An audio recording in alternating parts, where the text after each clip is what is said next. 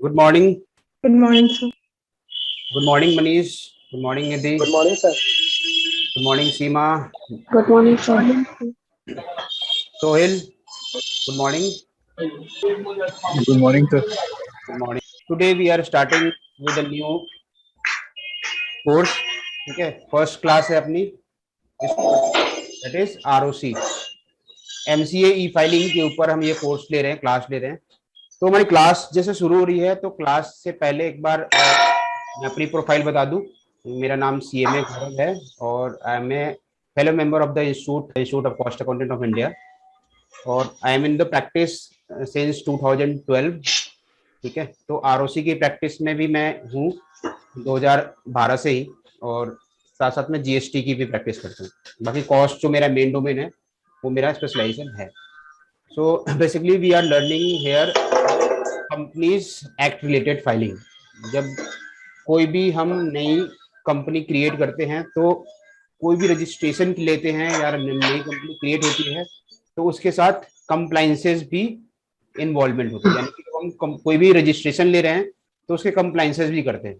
ठीक है, तो इस कोर्स में जो हम सीखेंगे बेसिकली कि पूरा पोर्टल ओवरव्यू कि एमसीए का जो पोर्टल दिया है एमसीए वालों ने हमें, उसमें कौन कौन से ऑप्शंस हैं या फीचर्स हैं।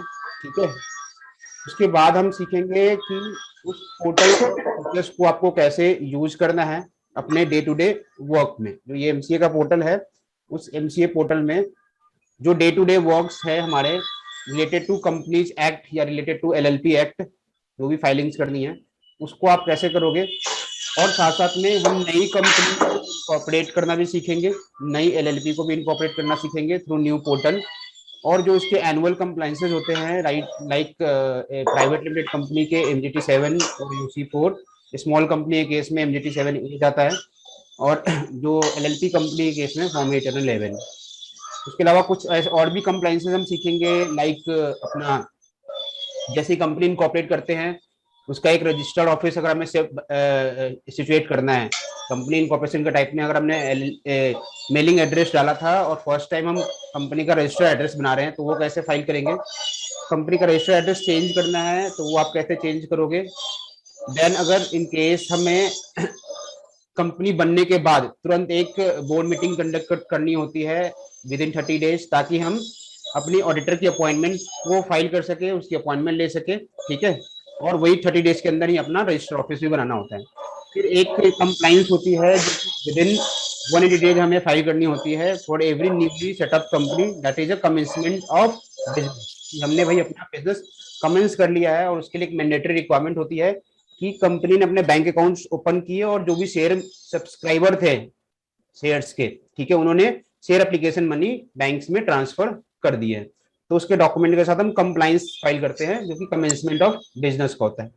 ठीक है, फिर एक सीखेंगे हम डिन का केवाईसी कि एवरी ईयर एक कंप्लाइंस करना होता है कि जब नया डायरेक्टर आता है उसको एक डिन नंबर मिलता है तो उसको एवरी ईयर एक डिन की केवाईसी भी करना मैंडेटरी होता है। तो ये सारा का सारा पार्ट हम company incorporation and E filing course में जो हम अभी क्लास लेने जा रहे हैं उसमें सीखेंगे। ठीक है, क्लियर है सबको क्या सीखने वाले हैं? थोड़ा सा ओवरऑल आपको मिल गया? Yes, sir. ऐसा लग रहा है कि ऑलरेडी बताना नहीं चाहते।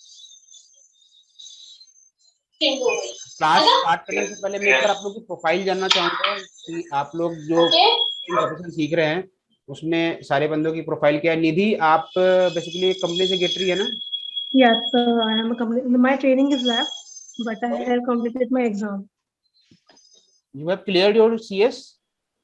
Yes, sir. Clear my CS, but my training is left. No? Okay, your training is going on. Okay. Seema, what is your Yes. qualification? Sir मैं कंपनी सेक्रेटरी हूँ। अभी जॉब देख रही हूँ फ्रेशर की। फ्रेशर की जॉब देख रहे हैं। कभी इससे पहले ट्रेनिंग वगैरह कंडक्ट करी है आपने? सर ली थी ट्रेनिंग लेकिन है ना मेरी कंप्लीट नहीं हो पाई। ठीक है। सोमित, सोमित, और sir, hello what you do? Sumit, आपकी क्या क्वालिफिकेशन है? सर, मैं चार्टर्ड अकाउंटेंट हूँ, सीए हूँ। और बेसिकली मैं इनिशियली तो कॉर्पोरेट में जॉब कर रहा था पीडब्ल्यूसी KPMG, but from 2016 onward practice start किया हूँ बट मेरा मेन डोमेन है एंटरटेनमेंट इंडस्ट्री में। जनरली फिल्म के accounting and all this things generally ज्यादा देखता हूँ, rather देन जो ट्रेडिशनल जो सीए जो return filing and all this thing. But eventually क्या है, बहुत सारा काम आ रहा है। जनरली इनिशियली आउटसोर्स कर रहा था, बट मैं अभी फुल प्ले सोच रहा हूँ कि sir one one one one point of window रहो जहाँ मैं सभी चीज करूँ, फाइनेंशियल स्टेटमेंट से लेके कंप्लायंस से लेके, एंड देन ये जो एंटरटेनमेंट इंडस्ट्री के जो अकाउंटिंग है वो भी, मतलब सो दैट द रीजंस मैंने ये, मतलब क्या होता है सर कि आउटसोर्स करने से मैं बोला कि खुद ही अब जान लो, समझ लो। नहीं, दैट्स ग्रेट। बेसिकली हमारा आईप्लैब का पर्पस भी यही है कि हम मोर एंड मोर प्रोफेशनल्स को इंडिपेंडेंट बना सके अदर वर्क के लिए, ताकि वो अपना जो काम है और क्लाइंट है वो किसी दूसरे के साथ शेयर ना करे। ठीक है, अंडर वन विंडो जब किसी क्लाइंट्स को अंडर वन विंडो सारी सर्विसेज मिल जाती है तो उससे हाँ बेटर चीजें कुछ नहीं होती है कि रेदर देन हम कंपनी की फाइलिंग के लिए किसी दूसरे को देखें, रेदर देन हम इनकम टैक्स के लिए किसी दूसरे को देखें, फिर हाँ हम हाँ किसी सर्टिफिकेशन के लिए किसी दूसरे प्रोफेशन को देख रहे हैं। तो इट्स बेटर कि आप किसी अपने को ट्रेन कर लो और साथ साथ में अपने ट्रेनी को ट्रेन कर लो ताकि वो आपका वर्क इजीली हैंडल कर सके। Exactly sir. अगर क्या होता है ना सर कि क्लाइंट जो है ना, when you are a CS और CA whatever, they think that you are a Google, you know yes everything, yes they have yes that yes, expectation. That is और बिल्कुल राइट। या और या यही हाँ मेरा प्रोस्पेक्ट था, इसी वजह से 2012 से जब मैंने स्टार्टिंग की थी प्रैक्टिस, तो I have kept open my all domain. मेरे को अगर आप देखोगे आईप्लैप हाँ में तो मैं जीएसटी की भी ट्रेनिंग प्रोवाइड करता हूँ और बड़ी अच्छे से ट्रेनिंग देखता हूँ। ठीक है, I can give you the training of ROC. मैंने 2012 से भी आरओसी की प्रैक्टिस स्टार्ट करी थी। जब हम्म, नया कंपनी एक्ट आया था तो मेरे को फर्स्ट टाइम कंपनी इनकॉर्पोरेट करने में टेक अराउंड 2 to 3 री सबमिशन, क्योंकि बिल्कुल नया था, सब कुछ चेंज हो गया था कंपनी एक्ट में 2013 में। तो उसके बाद से मैं कंपनी की ऑल कंप्लाइंसेज वगैरह का देख रहा हूँ सारा काम, चाहे कुछ भी हो, क्योंकि क्लाइंट्स कभी भी कुछ भी बोल देता है। क्लाइंट्स कभी बोल देगा भाई मेरे कंपनी को ही बंद कर दो, कभी बोल देगा कन्वर्ट कर दो, कभी बोल देगा वो मेरा चार्ज क्रिएट कर दो, ठीक है, एसेट्स के ऊपर में, कभी और क्या क्लाइंट। हाँ और और क्या होता है ना सर कि फॉर एग्जांपल ये छोटी छोटी चीज होती है। फॉर एग्जांपल ये नाम, जितना जल्दी नाम होता है उतना जल्दी नाम खराब भी होता है। फॉर एग्जांपल आपने जीएसटी का काम ले लिया, बिल्कुल समझे बात। Sir, and then you are not specialise in GST और आरओसी और something like that, and you are dependent on other this thing.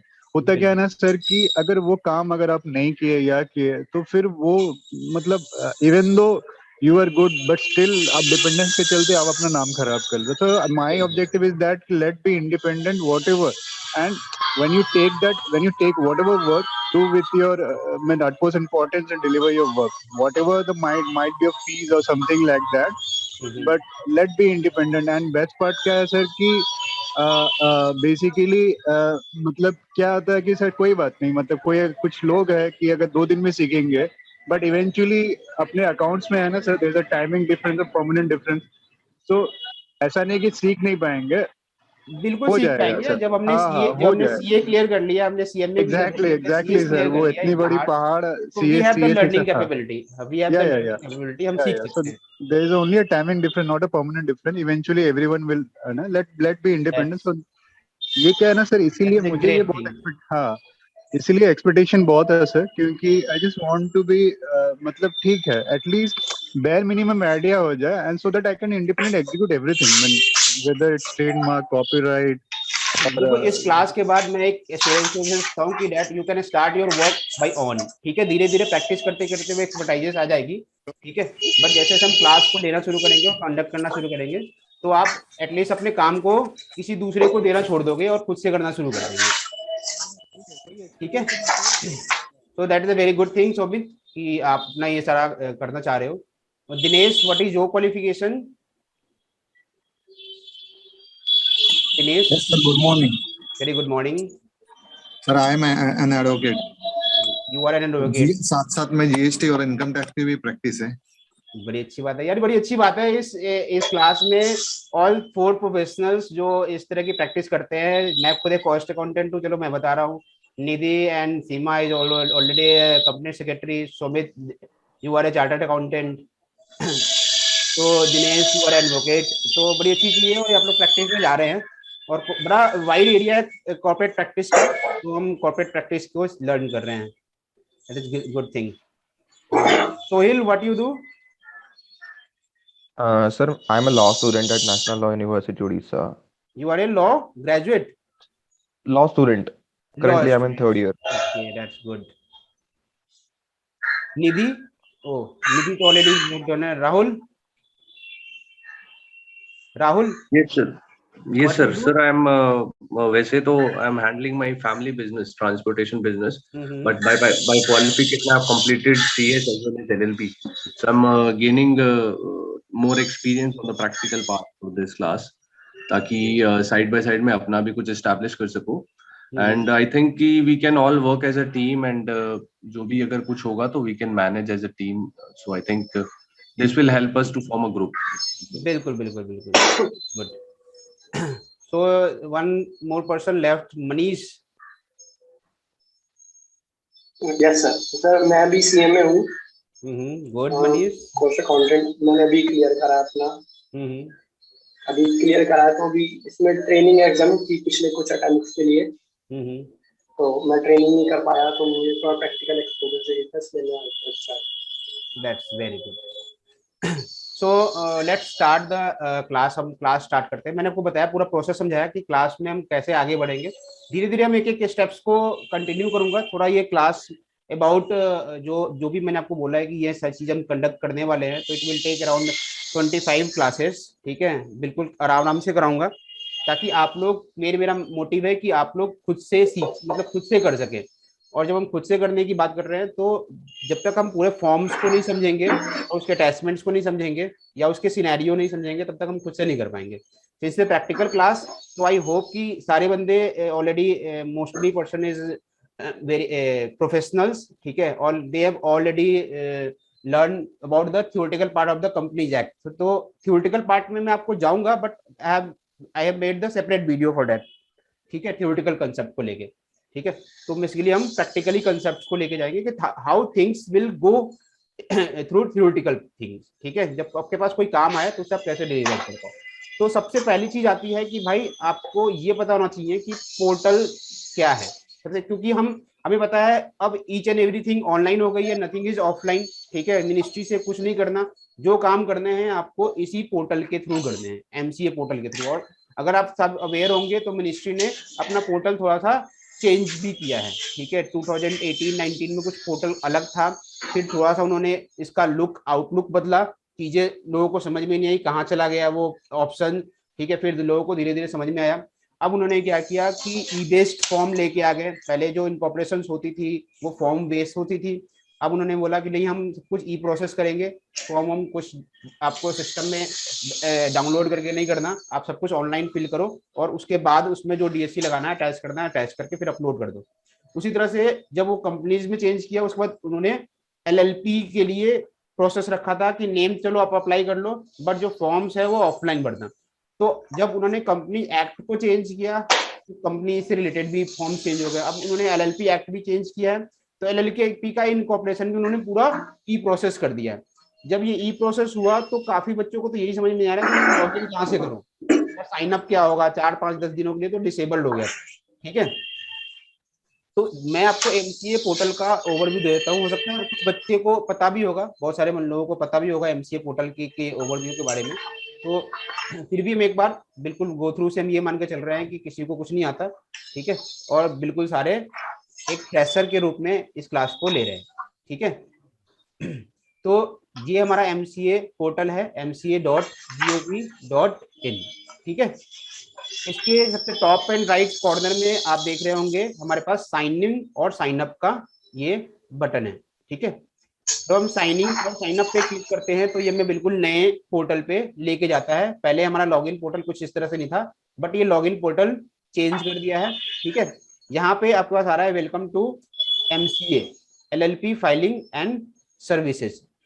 ये बेसिकली पोर्टल जो है, पहले जो यूजर रजिस्ट्रेशन होती थी, पहले जो यूजर आईडी लॉगिन पासवर्ड होता था, वो सिंपल एक बार आप यहाँ पे जब रजिस्टर नाउ पे करते थे, यहाँ पे साइन अप पे क्लिक करते थे, तो आप रजिस्टर नाउ कर पाते थे और रजिस्टर नाउ करके अपनी इन्फॉर्मेशन को फिल करके आप अपना यूजर आईडी पासवर्ड बना देते थे। बट यूजर आईडी पासवर्ड जब हम बनाते हैं तो बेसिकली 2-3 तरह के यूजर आईडी पासवर्ड क्रिएट होते हैं। ठीक है, अलग अलग टाइप की यूजर आईडी पासवर्ड है। अब यहाँ पे जब आपने यूजर आईडी पासवर्ड बना लिया है तो ये लॉगिन पोर्टल है, यहाँ से आप यहाँ से लॉगिन और यूजर आईडी डालोगे और पासवर्ड डालोगे। अब यूजर आईडी पासवर्ड बनेगा कहाँ से, ये आपका ये पोर्टल है। ठीक है, यहाँ पे आप रजिस्टर्ड नाउ के बटन पे क्लिक करते हैं। बड़े सारे बंदों को ये क्वेरी आ रही है कि सर ये तो एलएलपी का है, बट ये एलएलपी का नहीं है, ये एलएलपी प्लस कंपनीज एक्ट दोनों के लिए वैलिड रहेगा। ठीक है, जिन पर्सन का ऑलरेडी पुराना रजिस्ट्रेशन है, जिन पर्सन का ऑलरेडी पुराना पोर्टल पे रजिस्ट्रेशन है, ठीक है, उनको भी नए पोर्टल पे अगर आपको एक्सेस करना है, नए पोर्टल का एक्सेस करना है, तो उसके लिए उन्होंने यहाँ से फॉरगेट पासवर्ड का ऑप्शन दिया है।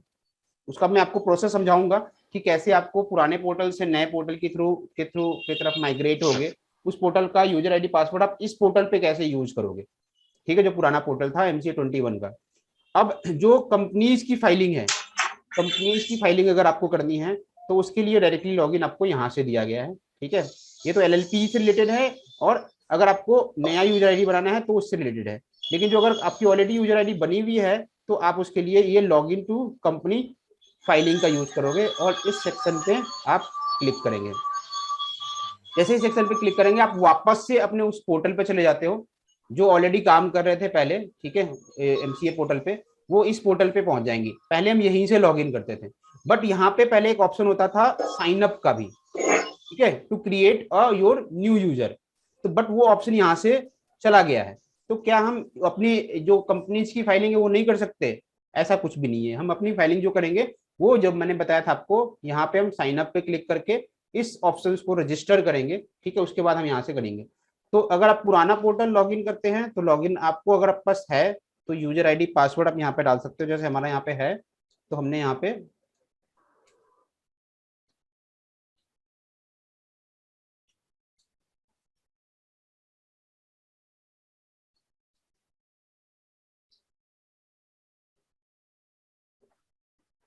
ये आपका पुराना पोर्टल था।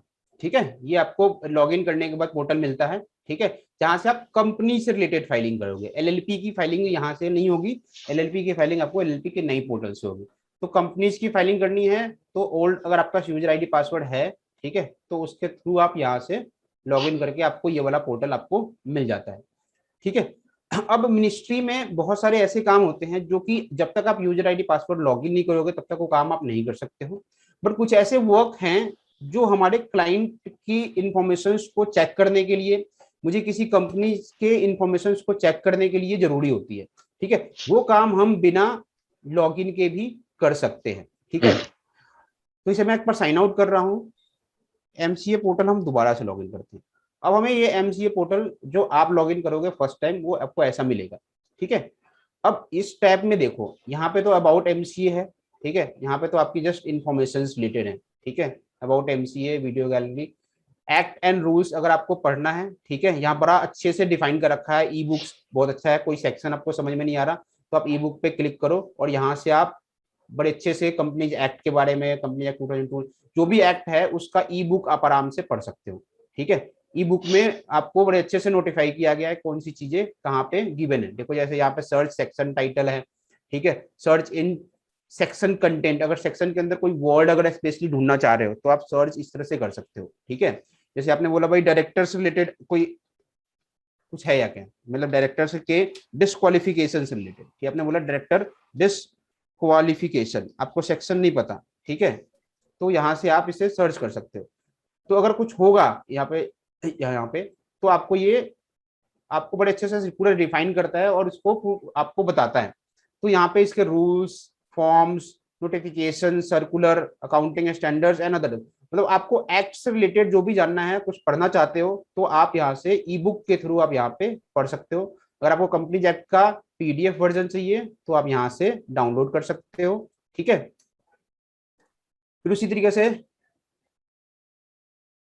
आपको LLP एक्ट के PDF वर्जन चाहिए तो यहाँ से डाउनलोड कर सकते हो। ठीक है, ये जो माई वर्क स्पेस है ये आपको तब ओपन होता है जब आप MCA पोर्टल पे लॉगिन करते हो। बेसिकली माई वर्क स्पेस ये वो पोर्शन है जहाँ पे आपने जो भी कंपनी की फाइलिंग करी है, ठीक है, उसकी रिलेटेड इंफॉर्मेशन यहाँ पे दिखती है।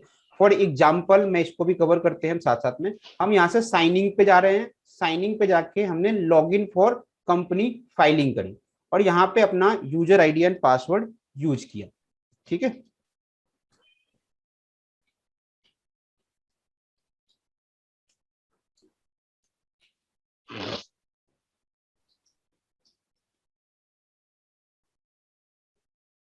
ठीक है, ये लॉगिन हो गया। अब ये मेरा माई वर्क स्पेस ये है। जब मैं इस पे क्लिक करूंगा तो ये मेरा माई वर्क स्पेस है। माई वर्क स्पेस के थ्रू ही आप कोई फॉर्म अपलोड करते हो। जब आप कोई फॉर्म डाउनलोड करते हो मिनिस्ट्री का फाइल करने के लिए, ठीक है, उसे आपको मिनिस्ट्री की वेबसाइट पे अपलोड करना है फाइलिंग के लिए, तो आप लॉगिन के बाद माई वर्क स्पेस में जाते हो। ठीक है, माई वर्क स्पेस में जाके यहाँ पे अपलोड ई फॉर्म का ऑप्शन आ रहा है। ठीक है, इस पे जब आप क्लिक करोगे, ठीक है, तो आपको यहाँ पे ये विंडो ओपन होगी। ठीक है, इस विंडो में 2 पॉइंट है, एक है नॉर्मल फॉर्म्स और दूसरा है रीसबमिशन फॉर्म्स। दोनों में अंतर समझो। नॉर्मल फॉर्म्स का मतलब हो गया आप फॉर्म्स को फर्स्ट टाइम अपलोड कर रहे हो मिनिस्ट्री के वेबसाइट पे। कोई आपने जैसे कंपनी इनकॉर्पोरेट कर रहे हो, स्पाइस फॉर्म का पूरा फॉर्म फिल कर लिया ऑनलाइन और उसके बाद फॉर्म को डाउनलोड किया, उसमें डीएससी अटैच किए और उसको फिर आपको अपलोड करना होता है। ठीक है, या कोई आप कंपनी की एनुअल फाइलिंग कर रहे हो, डायरेक्टर्स का एडिशन है, रिन्यूअल है, कोई भी फॉर्म आप फर्स्ट टाइम फाइल कर रहे हो, तो उसके लिए आप यहाँ पे नॉर्मल फॉर्म पे क्लिक करते हो। ठीक है, जब आप नॉर्मल फॉर्म पे क्लिक करोगे तो ये पूछेगा यहाँ पे लिंक फॉर्म। लिंक फॉर्म का मतलब होता है वैसे फॉर्म्स जहां पे आप मल्टीपल फॉर्म्स को अपलोड करो, एक फॉर्म दूसरे फॉर्म से लिंक्ड है। जैसे अगर आप कंपनी को इनकॉर्पोरेट करोगे, प्राइवेट लिमिटेड कंपनी को या फिर आप उसको इनकॉर्पोरेट करोगे लिमिटेड कंपनी को, ओपीसी को, तो उसमें मल्टीपल ऑफ फॉर्म्स एक साथ अपलोड करने होते हैं। जैसे स्पाइस 32 होता है, ठीक है, एजाइल फॉर्म होता है, ठीक है, INC 9 होता है, ठीक है, उसके अलावा PFA साइज के फॉर्म्स हैं, मतलब उसके अलावा स्पेशल सिग्नेचर है। तो ये सारे फॉर्म्स बेसिकली आपको क्या है, एक साथ अपलोड करने होते हैं। ठीक है, एक साथ अपलोड करने होते हैं और किसी सीक्वेंस से अपलोड होता है। तो आपके पास यहाँ पे ऑप्शन तो सिर्फ एक ही है, ब्राउज का। ठीक है, तो यहाँ पे सिर्फ एक फॉर्म, तो ऐसा नहीं है कि सारे फॉर्म वहां सेलेक्ट हो जाएंगे। तो आपको यहाँ पे क्या करना है, लिंक्ड फॉर्म पे क्लिक करना है। ठीक है, किस पे क्लिक करना है, लिंक्ड फॉर्म पे। और यहाँ पे आपको जितने फॉर्म अपलोड करने हैं एक साथ, उस पे आप एक एक करके क्लिक करोगे। सपोज करो आपको 5 फॉर्म अपलोड करने हैं, तो 5 यहाँ पे क्रिएट करोगे, 1 2 3 4 एंड 5। और फिर एक एक फाइल इस फॉर्म में इन ब्राउज में आप अपलोड कर दोगे। यहाँ से ब्राउज के टैब पे क्लिक करते हो और यहाँ से अपनी फाइल जो भी आपने सेव कर रखी है, उससे उसको उठा के आप यहाँ पे कंप्लीट कर देते हो। जैसे यहाँ पे मैंने बोला भाई कुछ भी है, फाइनेंशियल ईयर 21-22, मुझे मान लो ये फॉर्म फाइल करना है, एडिटिव 1।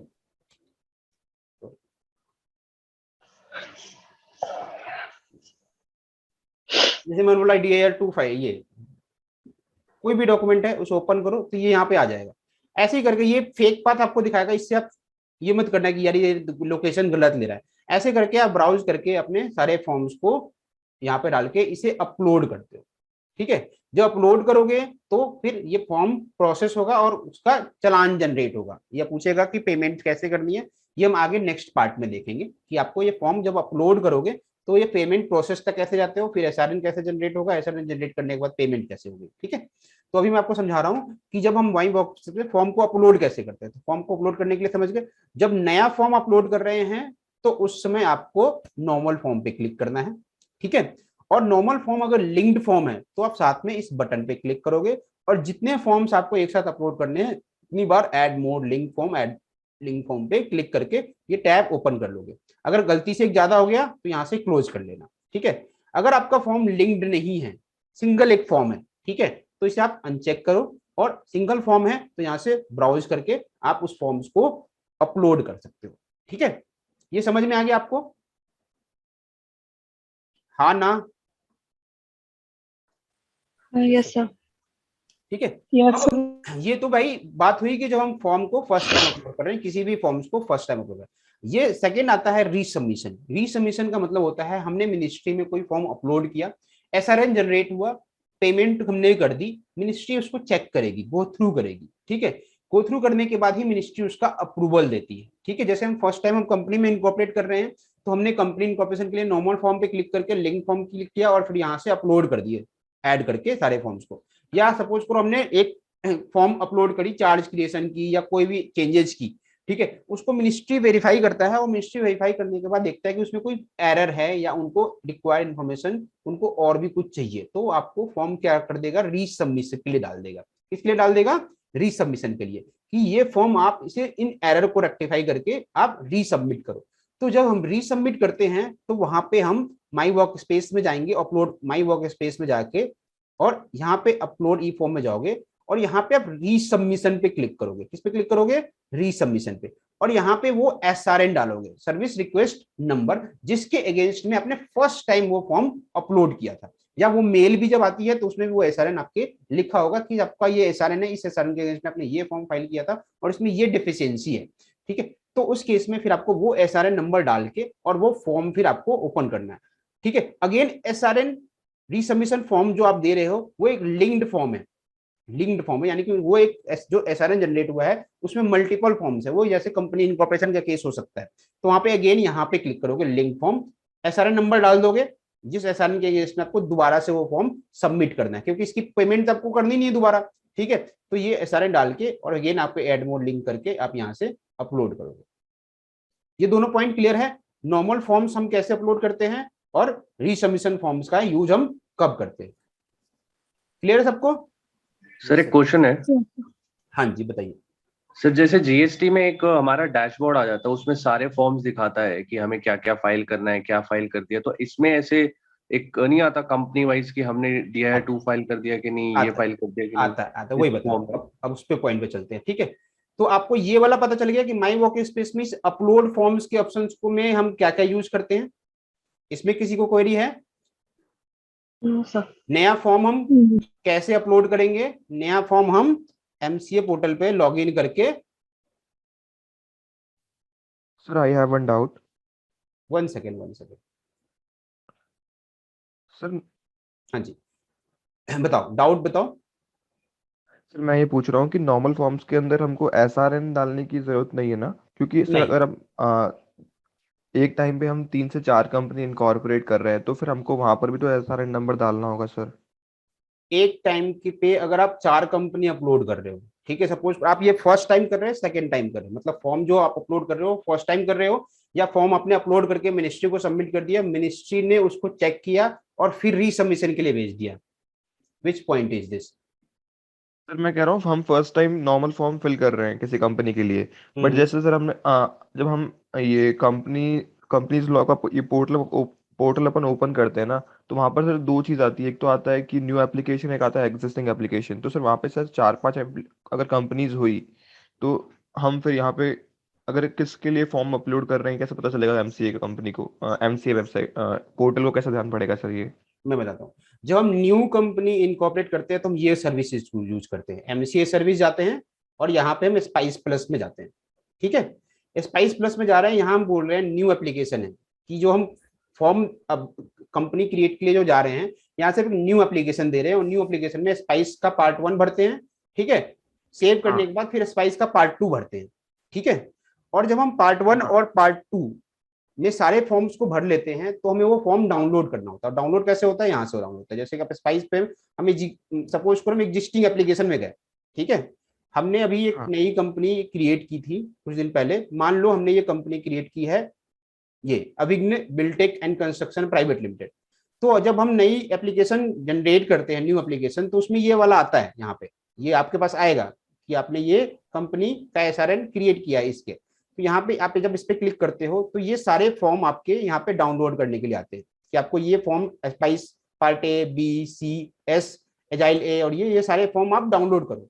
ये फॉर्म आप डाउनलोड करते हो जब आप फॉर्म को क्रिएट करते हो फर्स्ट टाइम, तो फर्स्ट टाइम क्रिएट फॉर्म पूरा फिल करने के बाद आप इन फॉर्म को डाउनलोड करते हो। और डाउनलोड किस में होता है? PDF में। डाउनलोड PDF में होता है ना, ठीक है। उसके बाद आप क्या करते हो? उस PDF फॉर्म्स को ओपन करते हो और उसे डिजिटली साइन करते हो, ठीक है। उस फॉर्म्स को ओपन करके उसे क्या करते हैं हम? डिजिटली साइन, ठीक है। जब फॉर्म डिजिटली साइन हो जाता है और वो हमारे कहाँ पे होगा? कंप्यूटर में होगा, ठीक है। जैसे मैंने मान लो ये मेरा है, हमने इसको बोला अभिज्ञा इन्वेस्ट को,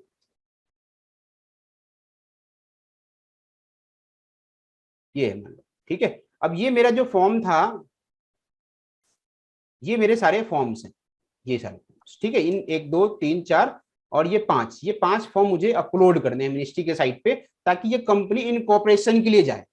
अभी जब आप स्पाइस फॉर्म भरते हो और उसे स्पाइस फॉर्म को फिल कर लेते हो, ठीक है, स्पाइस फॉर्म को न्यू एप्लीकेशन में जाके स्पाइस फॉर्म को जब फिल कर लेते हो सारे फॉर्म्स को, ये सारे फॉर्म्स को, तो उसे आपको डाउनलोड करना होता है। डाउनलोड करके आप इस तरह से अपने सिस्टम में रखते हो, फिर उसे आप पीडीएफ को ओपन करके डिजिटली साइन करते हो, जिस फॉर्म में डिजिटल सिग्नेचर्स की रिक्वायरमेंट है, क्योंकि आप इन फॉर्म में कुछ भी एडिट नहीं कर पाओगे। ठीक है, इन फॉर्म्स में कुछ भी एडिट नहीं कर पाओगे। ठीक है, उसके बाद जब आप इस फॉर्म्स को डिजिटली साइन कर देते हो तब आपको मिनिस्ट्री को ये फॉर्म अपलोड करके सबमिट करना होता है। सबमिट के बाद आपको फीस की पेमेंट करनी है। तो उसके लिए आप क्या करोगे, आप यहाँ पे जाओगे माई वर्क स्पेस में। ठीक है, आप माई वर्क स्पेस में गए और यहाँ पे अपलोड ई फॉर्म पे क्लिक करेंगे। क्लियर है, यहाँ तक क्लियर है? Yes sir. फिर उसके हाँ बाद सर। आप चूंकि फॉर्म को फर्स्ट टाइम दे रहे हैं गवर्नमेंट को, ठीक है, आप फॉर्म को फर्स्ट टाइम दे रहे हैं गवर्नमेंट को, आपने इसकी कोई फीस की पेमेंट अभी नहीं की है, नहीं तो की है। इसलिए केस में आप यहाँ पे नॉर्मल फॉर्म पे क्लिक करोगे। ठीक है, इस केस में आप इसको क्या क्लिक करोगे, नॉर्मल फॉर्म पे। ठीक है, और नॉर्मल फॉर्म पे क्लिक करने के बाद आप इस लिंक्ड फॉर्म पे क्लिक करोगे। लिंक फॉर्म पे इसलिए क्लिक किया क्योंकि मेरे को जो फॉर्म अपलोड करना है उसमें टोटल 1 2 3 4 एंड 5 फॉर्म है। ठीक है, टोटल कितने फॉर्म है, 5 फॉर्म है, इसलिए मैं यहाँ पे नॉर्मल फॉर्म पे क्लिक करने के बाद इस लिंक पे क्लिक करूंगा। अब मुझे यहाँ पे 5 स्पेस चाहिए जहाँ पे ये 5 फॉर्म को मैं अपलोड कर सकूं। तो मैं add more link, add more link, add more link और ऐड मोर लिंक, ये 5 चीजों को मैं इस पे क्लिक करूंगा और ये 5 मेरे फॉर्म, ये 5 ऑप्शन आ जाएंगे। अब यहाँ से मैं एक एक फॉर्म्स को अपलोड करूंगा। ठीक है, सबसे पहले हम क्या करेंगे, जैसे हमने बोला इसी को मैं दिखाता हूं, ऐसे करे कहेगा कि ऑलरेडी अपलोडेड है। ठीक है, सबसे पहले हम किसको करते हैं, स्पाइस पार्ट, इसको। ठीक है, फिर उसके बाद एक और ब्राउज करेंगे, फिर हम डालेंगे एमओए, फिर हम करेंगे एओए। ठीक है, फिर हम करेंगे एजाइल प्रो का फॉर्म। ठीक है, और लास्ट में ये INC 9 का ये फॉर्म।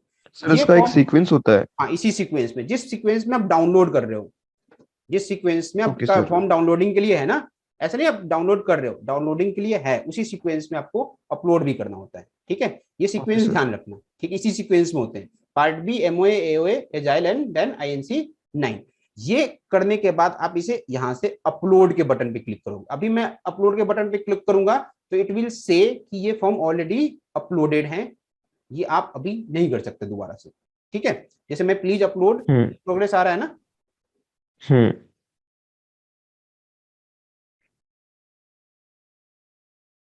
देखो एरर आ गया, form is being submitted and are not pre scrutinised, please make sure the each form are getting submitted and pre scrutinised successfully. ये होगा ही नहीं क्योंकि ये प्री स्क्रूटनी एरर में ऑलरेडी है, ये फॉर्म उनके सिस्टम में ऑलरेडी है। ठीक है, अगर ये होता, अगर ये फर्स्ट टाइम होता, जो कि हम आगे जब प्राइवेट लिमिटेड कंपनी इनकॉर्पोरेट करेंगे तो आपको ये एरर नहीं आएगा। ठीक है, तो जब ये अगर होता तो डायरेक्टली ये पेमेंट के ऑप्शन पे चला जाता, एक हमारा SRN जनरेट हो जाता है। क्या होता है generate, SRN, service request number, और इस सर्विस रिक्वेस्ट नंबर के अगेंस्ट में हम पेमेंट करते हैं। ठीक है, जब तक हम गवर्नमेंट को पेमेंट नहीं करेंगे तो ये पता नहीं चलेगा। अभी आप पूछ रहे थे ना कि गवर्नमेंट को कैसे पता चलेगा कौन सा फॉर्म किसके लिए है। ठीक है, हाँ सर। तो जब हम यहाँ पे फॉर्म अपलोड करते हैं ना, कोई भी फॉर्म जब अपलोड आपका कंप्लीट हो जाता है और अपलोडिंग के ड्यूरेशन में मिनिस्ट्री सबसे पहले वेरीफाई करती है कि कोई उसमें प्री स्क्रूटनी एरर तो नहीं था। अगर नहीं होगा तो एक SRN जनरेट होगा। क्या जनरेट होगा, SRN, सर्विस रिक्वेस्ट नंबर। इस तरह से सर्विस रिक्वेस्ट नंबर जनरेट होगा। जैसे देखो ये चालान है, ये चालान। ठीक है, इस चालान पे आपके लिखा हुआ ना, यहाँ पे देखो ये लिखा हुआ ना, ये SRN, service request number E14055556, date of generation, और यहाँ पे है देखो ये सर्विस रिक्वेस्ट नंबर के अगेंस्ट में यहाँ साफ साफ दिखा रहा है कि किस लिए है ये। तो ये एक नई कंपनी के इनकॉर्पोरेशन में स्टाम्प ड्यूटी है, MOA के स्टाम्प ड्यूटी है और AOA के स्टाम्प ड्यूटी है। ठीक है, तो ये बेसिकली SRN को ट्रैक करते हैं। ठीक है, ये SRN के अगेंस्ट में। अब मान लो जब हमने फॉर्म अपलोड कर दिया, पूरा पेमेंट कर दी अपने SRN की, और मिनिस्ट्री ने चेक किया, उसने बोला कि नहीं भैया कुछ एरर है फॉर्म में। ठीक है, कुछ फॉर्म में एरर है, आपने ये डॉक्यूमेंट अपलोड नहीं किए या डॉक्यूमेंट वैलिड नहीं है। ठीक है, वैलिड का कुछ भी रीजन हो सकता है, वो 60 डेज पुराना हो सकता है, क्लियर नहीं हो सकता है, लेजिग्नेट नहीं हो सकता, कुछ भी हो सकता है रीजन। तो अब अपने फॉर्म को फर्स्ट टाइम अपलोड भी कर दिया, उसकी पेमेंट भी कर दी, आपका SRN में जनरेट हुआ। अब पेमेंट, अब आपने क्या किया, वापस से MCA एप्लीकेशन सर्विस में गए, उन फॉर्म्स को वापस से रेक्टिफाई किया, रेक्टिफाई करने के लिए वापस से डाउनलोड किया, डाउनलोड करने के बाद उसको फिर से डिजिटली साइन किया और फिर उसे अपलोड करना है, दोबारा मिनिस्ट्री को देना है। तो उस केस में आप इस नॉर्मल फॉर्म पे क्लिक नहीं करोगे। ठीक है, जब आप दोबारा से अपलोड करोगे माई वर्क स्पेस में जाके, माई वर्क स्पेस में जाओगे, और जब हम अपलोड ई फॉर्म पे क्लिक करेंगे तो यहाँ पे हम रीसबमिशन ऑप्शन में जाएंगे। किसमें जाएंगे हम? रीसबमिशन में। हम बोलेंगे कि हम ये फॉर्म को रीसबमिट कर रहे हैं, तो हम रीसबमिशन पे क्लिक करेंगे और यहाँ पे SRN, अब SRN आपको किसका बताना है? जिसके अगेंस्ट आपने पेमेंट की थी। ठीक है, अब अपने ये SRN कॉपी करोगे, इस SRN को यहाँ से कॉपी कर लेना या टाइप कर लेना, जो भी आपकी मर्जी है। ठीक है, आपने सर ये SRN नंबर आपको कहाँ से मिलेगा? SRN नंबर मिलेगा जब आप फॉर्म को अपलोड करते हो फर्स्ट टाइम, जब आप फॉर्म को अच्छा फर्स्ट टाइम अपलोड करते हो। ठीक है, अपलोड करने के बाद जैसे ही फॉर्म अपलोड हो जाता है तो एक SRN अपने आप जनरेट होता है, चालान जनरेट होता है, जिसे बोलते हैं सर्विस रिक्वेस्ट नंबर, जो कि ये जनरेट हुआ है। हाँ ठीक है, इसी के अगेंस्ट पेमेंट होती है। ठीक है, तो ये SRN आपको जब आप पेमेंट करोगे तो चालान आपका जनरेट हो जाएगा। ये यहाँ पे SRN लिखा हुआ है। सर यहाँ पर तो कोई कंपनी डिटेल्स लिखी हुई नहीं है इस रिसीट के अंदर। तो ये आपको मार्क करके रखना पड़ेगा कि ये जो SRN है मैंने इस कंपनी के लिए किया है। अच्छा जो आपका पॉइंट था ना कि मैंने 4-5 कंपनी बना रहा हूँ। ठीक है, सपोज सबके SRN सेम ही जनरेट हो रहे हैं, क्योंकि आप यहाँ पे देखोगे कि जो SRN जनरेट हो रहा है उसमें कंपनी का नाम कहीं भी मेंशन नहीं होता। ठीक है, तो उस केस में क्या करोगे आप कि आपने SRN चालान बना लिया, अपने रिकॉर्ड मेंटेन करो किसी एक्सेल फाइल में कि ये जो SRN है वो हमने इस कंपनी के लिए दिया है। ठीक है, समझ गए? क्योंकि पेमेंट क्या ऑनलाइन होगा? हाँ, पेमेंट ऑनलाइन है, मोस्टली पेमेंट ऑनलाइन है। आप पेमेंट को ऑफलाइन भी कर सकते हैं, लेकिन ऑफलाइन का एक प्रोसेस अलग है। ऑफलाइन प्रोसेस में पहले आपको ऑफलाइन का NFT का पेमेंट जनरेट करना पड़ेगा, मतलब जो चालान जनरेट करोगे, चालान जब जनरेट होता है ना तो उसमें ऑप्शन आता है, जब फॉर्म को जैसे अपलोड करोगे तो ऑप्शन 3 तरह के ऑप्शन आते हैं। एक आता है पे नाउ, एक ऑप्शन होता है पे लेटर। ठीक है, तो पे लेटर में तो पे लेटर का चालान जनरेट हो जाएगा, और पे नाउ में आपके ऑप्शन आएगा कि आप इसको इंटरनेट बैंकिंग के थ्रू कर दो या इसको आप NFT के थ्रू करो। ठीक है, तो वो ऑप्शन आगे देखेंगे, वो ऑप्शन हम आगे देखेंगे जब हम फॉर्म के चालान पेमेंट की तरफ पहुंचेंगे। ठीक है, आज की जो हमारी क्लास अभी हम ले रहे हैं वो पोर्टल की अंडरस्टैंडिंग को ले रहे हैं। ठीक है, जब हम आगे बढ़ेंगे, जब हम पूरा, मैं आपको पूरा कंपनी इनकॉर्पोरेट करके बताऊंगा कि इनकॉर्पोरेट करते हैं तो पूरा फॉर्म होगा, फिर फॉर्म जनरेट होगा, अपलोड करेंगे तो चालान जनरेट होगा।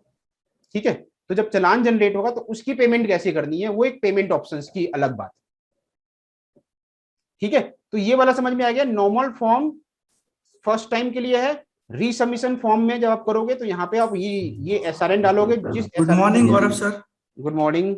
I have joined recently. I don't have the idea of the time, so sorry for that. I have just joined it. Okay okay okay, अभी हमने जैसे अभी 15-20 मिनट पहले ही क्लास स्टार्ट की है। We are taking the understanding of the MCA portal. हम अभी MCA understand कर रहे हैं कि पोर्टल कैसे काम करता है। Okay sir. ठीक है, गौरव सर, हेलो, एक सेकेंड, तो रीसबमिट पॉइंट क्लियर कर दे। Sir sorry to interrupt you sir, मैं सर एक चीज बोलना चाहता हूँ सर। हेलो गौरव सर। बोलो। हाँ जी बोलो। हाँ गौरव सर, एक्चुअली क्या है कि मैं सोचा कि टाइमिंग 11 बजे तक है, मुझे थोड़ा सा मतलब बेटी को पिकअप करना है, और ये मुझे टेस्ट क्लास के लिए मुझे फर्स्ट क्लास अटेंड करने दिया था, and I am very interested to join your class. So sir मैं कोऑर्डिनेट कर लेता हूँ, अभी मुझे थोड़ा निकलना है सर। ठीक है सर। ठीक है, आप लीव करो। आप इसकी रिकॉर्डिंग भी आप बाय द इवनिंग आपको क्लास में मिल जाएगी। आपने जो ठीक है सर, और मैं फिर इंस्टीट्यूट के साथ कोऑर्डिनेट करता हूँ सर, कैसा फिर मैं क्या टाइमिंग रहेगा ऑल दिस थिंग्स सर। ठीक है, sorry to interrupt you sir, sorry. मैं I really love to attend this class, बस थोड़ा 11 बजे मुझे निकलना, बेटी को सर पिकअप करना है। ओके सुमित, ओके या thanks, thank you sir, thanks. हाँ जी, तो नॉर्मल फॉर्म समझ गए। अब रीसबमिशन फॉर्म को आपको जब अपलोड करना होता है तो जो चालान आपने पे किया है उस चालान का SRN नंबर आप कॉपी करोगे। उस SRN को आप क्या करते हो, यहाँ पे एंटर करते हो, और फिर अगर वो दोबारा से लिंक्ड फॉर्म है तो लिंक फॉर्म पे क्लिक करके ऐड मोर लिंक करेंगे, और यहाँ पे अपने फॉर्म्स को ब्राउज करके अपलोड कर देंगे। अब जब अपलोड करोगे तो कोई चालान या SRN जनरेट नहीं करेगा, सिंपल एक आपके पास मैसेज आ जाएगा, फॉर्म हैज बीन सक्सेसफुली रीसबमिटेड। ठीक है, अब वो मिनिस्ट्री के पास पहुंच गया for the submission of, for the approval. ठीक है, अगर वो लिंक्ड फॉर्म नहीं है, सिंगल फॉर्म है, तो लिंक फॉर्म को अनचेक करके जो SRN के अगेंस्ट आपने दोबारा सबमिट करना है वो SRN नंबर डाल के फॉर्म को ओपन करो और इसे अपलोड कर दो। ठीक है, तो सर इसमें कोई एप्लीकेशन नंबर का रोल नहीं होता है ना? नहीं, एप्लीकेशन नंबर ये वाला पूछ रहे थे ना आप, ये वाला बेसिकली यू आर हाँ आस्किंग, एग्जिस्ट, ये वाला एग्जिस्टिंग में एप्लीकेशन नंबर, इसका कोई रोल नहीं है, हाँ इसका कोई रोल नहीं है। इसका कोई रोल नहीं है।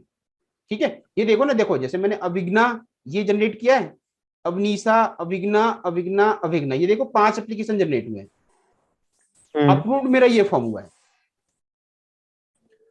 ठीक है Sir, sorry to interrupt you. Can you just revive in a minute?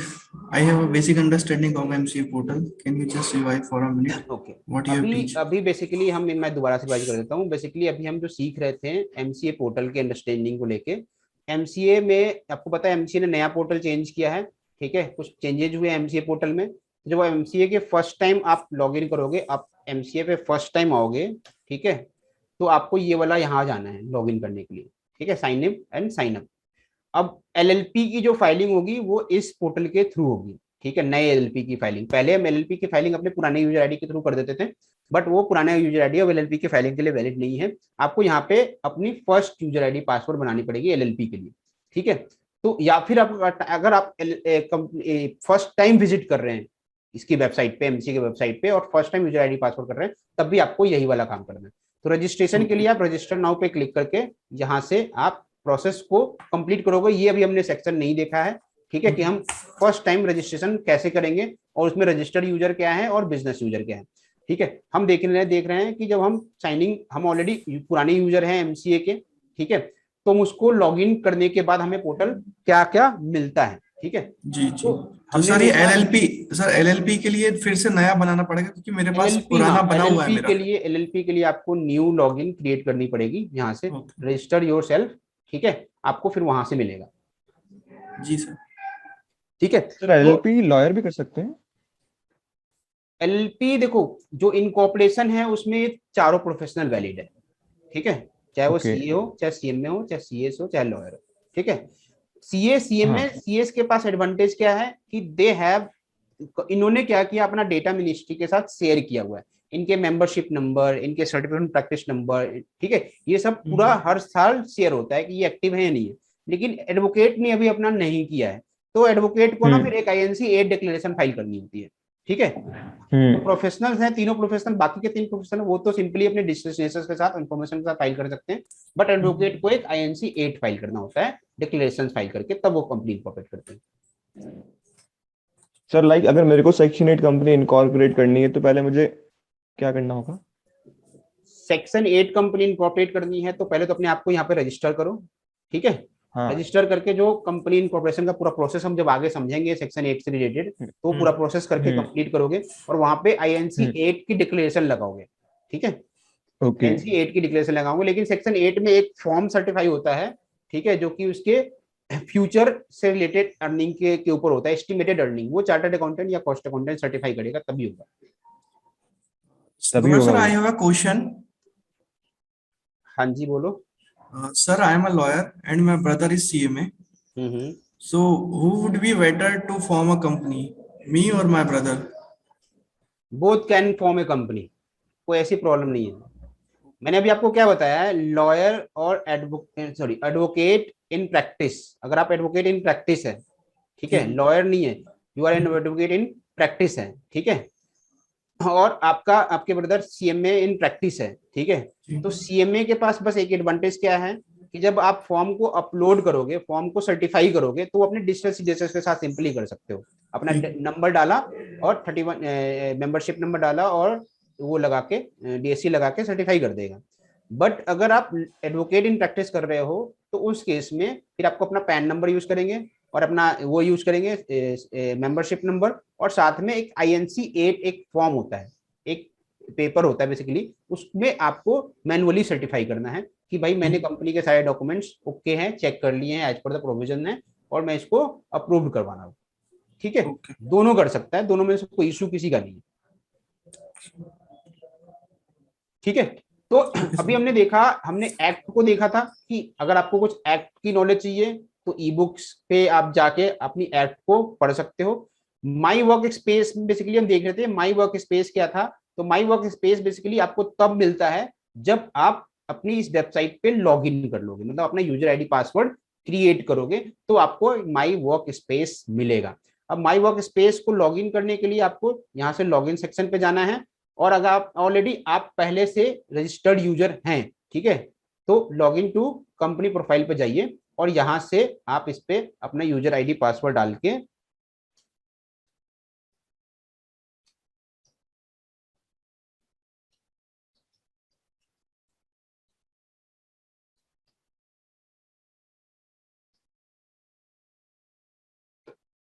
यहाँ से यूजर आईडी डाल के आपको ये विंडो मिल जाएगी। अब अगर आपके आपके को कोई नई फॉर्म अपलोड करनी है, चाहे वो कोई ऑलरेडी कंपनी बनी है, नई कंपनी बनानी है, ठीक है, तो पीडीएफ फॉर्म अपलोड करना होता है, तो वो अपलोड का फॉर्म आपको यहाँ पे ऑप्शन मिलेगा। हम अभी देख रहे थे अपलोड ई फॉर्म में दो ऑप्शन आते हैं हमारे पास, नॉर्मल फॉर्म और रीसबमिशन फॉर्म। नॉर्मल फॉर्म हम यूज करते हैं बेसिकली नए फॉर्म को अपलोड करने के लिए, तो नॉर्मल फॉर्म पे क्लिक करेंगे। फर्स्ट टाइम अपलोड कर रहे हैं किसी फॉर्म को तो नॉर्मल फॉर्म पे क्लिक करेंगे। अगर वो फॉर्म लिंक्ड फॉर्म है, यानी कि लिंक का मतलब है कि एक साथ हमें 4 या 5 या 2 या 3 फॉर्म अपलोड करने हैं एक ही कंपनी के, ठीक है, वो लिंक्ड फॉर्म होने चाहिए। ऐसा नहीं है कि आपने बोला AOC 4 और AMGT 7 दोनों मिलाकर चलो जी इकट्ठे हम अपलोड कर दें, वो वाला नहीं। वैसे फॉर्म जो लिंक्ड हैं एक दूसरे से, जैसे कि कंपनी इनकॉर्पोरेशन के फॉर्म एक दूसरे से लिंक्ड होते हैं, तो वहां पे आपको लिंक फॉर्म पे क्लिक करके ऐड मोर लिंक क्रिएट करने हैं और यहाँ से जितने फॉर्म्स आपको अपलोड करने हैं वो ऑप्शन यहाँ से ब्राउज करोगे। तो ये तो है बात अपलोड नए फॉर्म्स की। लेकिन अगर आपका फॉर्म रीसबमिशन में है, यानी कि आपने फॉर्म ऑलरेडी सबमिट किया हुआ है और उसमें कुछ एरर आया, मिनिस्ट्री ने उसको रीसबमिशन के लिए भेजा, तो आप रीसबमिशन पे क्लिक करोगे और यहां से इसका SRN जनरेट करो, मतलब आप इस पे रीसबमिशन पे क्लिक करोगे और जो आपने फर्स्ट टाइम अपलोड किया था यहाँ पे ऑप्शन करने के बाद, क्योंकि जब हम यहाँ पे ऑप्शन पे अपलोड करके जब हम अपलोड कर देते हैं तो हमारा एक SRN जनरेट होता है, चलान जनरेट होता है। जैसे ये SRN है, ठीक है, ये हमारा चलान है, तो ये सर्विस रिक्वेस्ट नंबर आपको कॉपी करके यहाँ पेस्ट करनी है या इसे टाइप करना है और फिर आप उसे अपलोड करते हो इस SRN के अगेंस्ट में। तो अगर अगेन जो आप फॉर्म अपलोड कर रहे हो ये एक लिंक्ड फॉर्म है, तो लिंक फॉर्म पे क्लिक करोगे और इसे यहाँ से ऐड मोर लिंक करोगे, ठीक है। लेकिन अगर आप ऐसा SRN के अगेंस्ट सबमिशन कर रहे हो जो कि लिंक फॉर्म नहीं है, एक सिंगल फॉर्म है, तो सिंपली रीसबमिशन पे क्लिक करके वो SRN डाल दो जिसके अगेंस्ट आप दोबारा से फॉर्म को सबमिट करना चाहते हैं। SRN नंबर डाल के यहाँ पे ब्राउज करके वो फॉर्म अपलोड कर दे। यहाँ पे जब करेंगे तो कोई अलग डिमांड पेमेंट नहीं आएगी, वो फॉर्म अपलोड हो जाएगा, ठीक है, और एक मैसेज आ जाएगा आपके पास कि आपका फॉर्म सक्सेसफुली रीसबमिटेड हो गया। लेकिन जब यहाँ पे करोगे तो आपका फॉर्म अपलोड होने के बाद आपका चालान जनरेट हो जाएगा, ठीक है, और वो चालान की पेमेंट करके आप फॉर्म को आगे प्रोसेस करने के लिए भेज देते हैं। क्लियर है यहां तक? अब माई वर्क स्पेस के अंदर एक और चीज है, ठीक है, जो कि हमारे काम की भी है। माई वर्क स्पेस में जो भी हम कंपनी अपनी यहाँ फाइल करते हैं, जो भी कंपनी हमारा यहाँ पे फाइल होता है, जैसे एक पर्सन का क्वेरी था अभी कि अगर जैसे जीएसटी में हमने जो भी काम किया हुआ है अपने पार्टी का, जिस पार्टी का काम किया हो, तो उसके पुराने फॉर्म्स वगैरह को देख सकते हैं। वैसे ही जब हम मिनिस्ट्री में एज ए बिजनेस यूजर जैसे रजिस्टर्ड यूजर या बिजनेस यूजर हम सीए हैं, तो हम हमारे पोर्टल पे हम काफी सारी कंपनियों का भी काम करेंगे। हम सीएमए हैं, सीएस हैं, एडवोकेट, हम अपने पोर्टल पे हम अपने यूजर आईडी पोर्टल के थ्रू काफी सारे फॉर्म्स कंपनियों का काम करते हैं।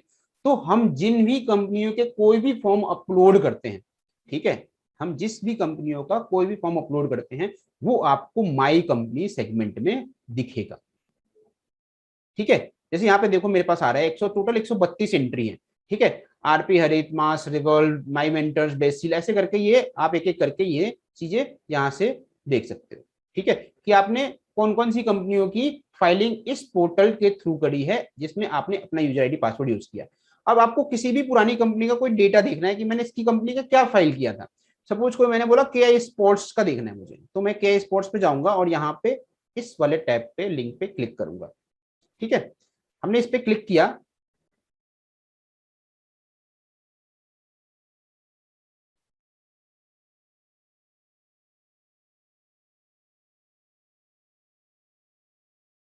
ठीक है, तो ये देखो ये अब मेरा ओपन हो गया कि KI स्पोर्ट्स से रिलेटेड मैंने ये सारे फॉर्म फाइल किए हैं जिसका SRN ये है। तो अगर आपको कोई चीज देखनी है कि यार इस कंपनी का मैंने ये वाला फॉर्म अपलोड किया था या नहीं किया था, ठीक है, किस डेट को फाइलिंग की थी, उसका SRN क्या था, तो आप ये इन्फॉर्मेशन यहाँ से माई वर्क स्पेस से निकाल सकते हो, ठीक है। माई कंपनी में जाके आपको कंपनी का सिन नंबर पे क्लिक करना और यहाँ पे ये SRN आ रहे हैं सारे, देखो, ठीक है, सारे SRN आ रहे हैं और इस SRN के अगेंस्ट में कौन सा फॉर्म फाइल हुआ है वो फॉर्म भी आ रहा है, ठीक है। और साथ में ये डेट ऑफ फाइलिंग आ रही है और उसका स्टेटस आ रहा है कि ये फॉर्म की स्टेटस क्या है, ये अप्रूव्ड है, इन पेंडिंग है, ठीक है, अप्रूवल फॉर पेंडिंग है। तो आप स्टेटस पे क्लिक करोगे तो यहाँ पे आपको इस तरह से दिखेगा, ठीक है। अब ये व्यू पब्लिक डॉक्यूमेंट है, ये इसके लिए एक पेमेंट गवर्नमेंट मांगती है कि अगर आपको अपनी पुराने फॉर्म्स को डाउनलोड करना है, ठीक है, अगर आपके फाइल किए हुए फॉर्म्स को डाउनलोड करना है तो उस केस में मुझे तो पेमेंट चाहिए। वो पेमेंट वाला समझेंगे, वो हम आगे देखते हैं, ठीक है। तो माई वर्क स्पेस में आप समझ गए, माई वर्क स्पेस में आप नए फॉर्म्स को अपलोड कर सकते हो, ऑलरेडी फॉर्म्स अपलोडेड फॉर्म्स को रीसबमिट कर सकते हो अगर उसमें कोई एरर है तो।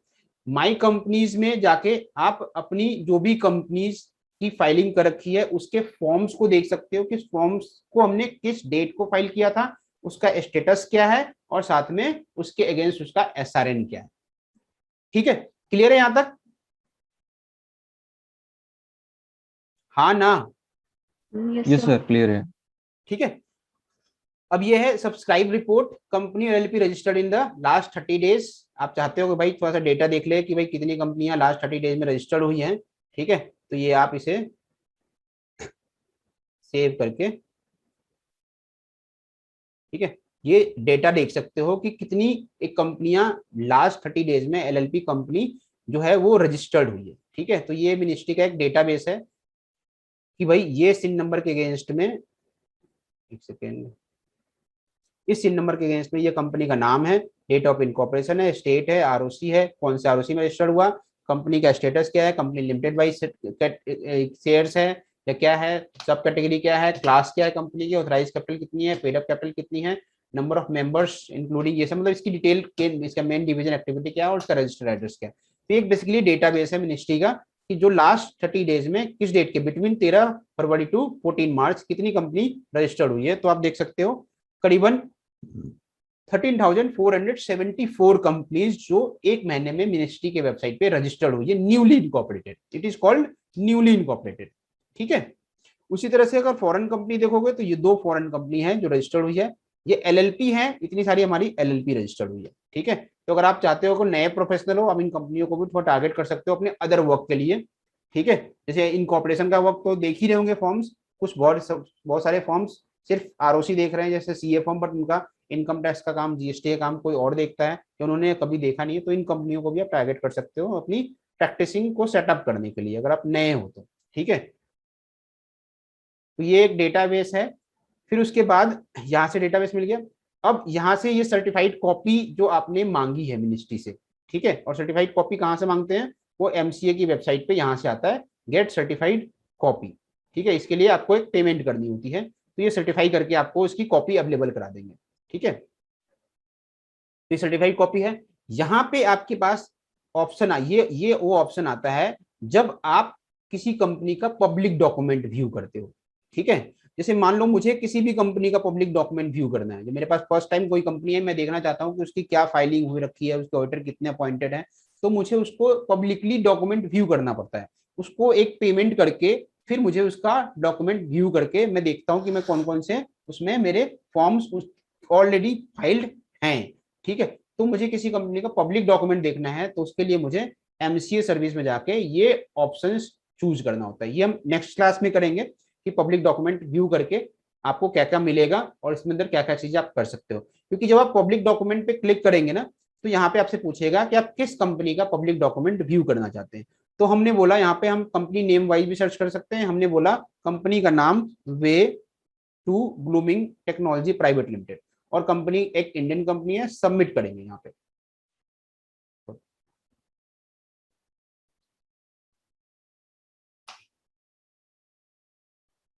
या तो ऐसे कर लो या कंपनी के सिन नंबर से कर लो। कंपनी का सिन नंबर जानना है, मैं अभी बता रहा हूँ आपको करना।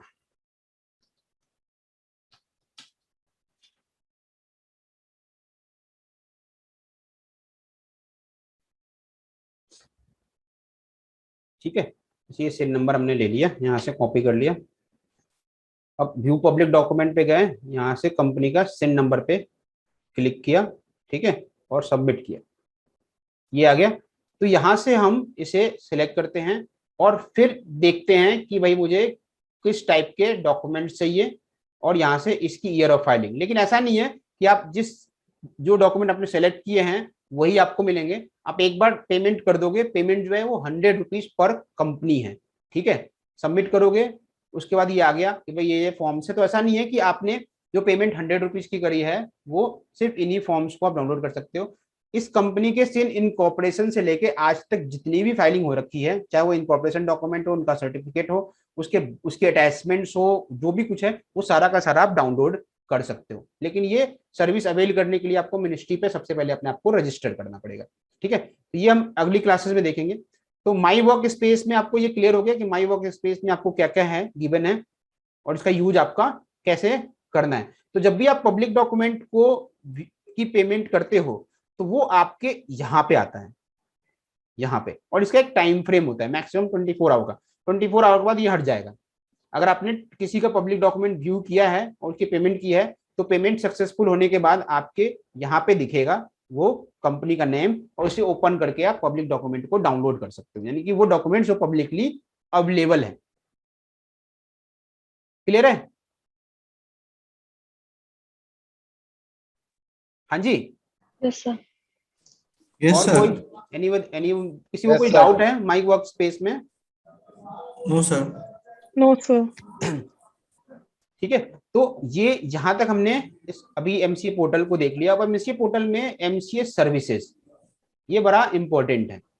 बहुत सारी ऐसी चीजें होती हैं जो हम एमसीए सर्विसेज के थ्रू देखते हैं और चेक करते हैं, ठीक है। जैसे कि आप फर्स्ट टाइम लॉगिन करोगे तो आपको पोर्टल इस तरह से मिलेगा, तो थोड़ा सा कंफ्यूज हो गए। जो पहले से काम कर रहे हैं ना तो थोड़ा कंफ्यूज हो जाते हैं, यार ये कहाँ पे लेके आ गए।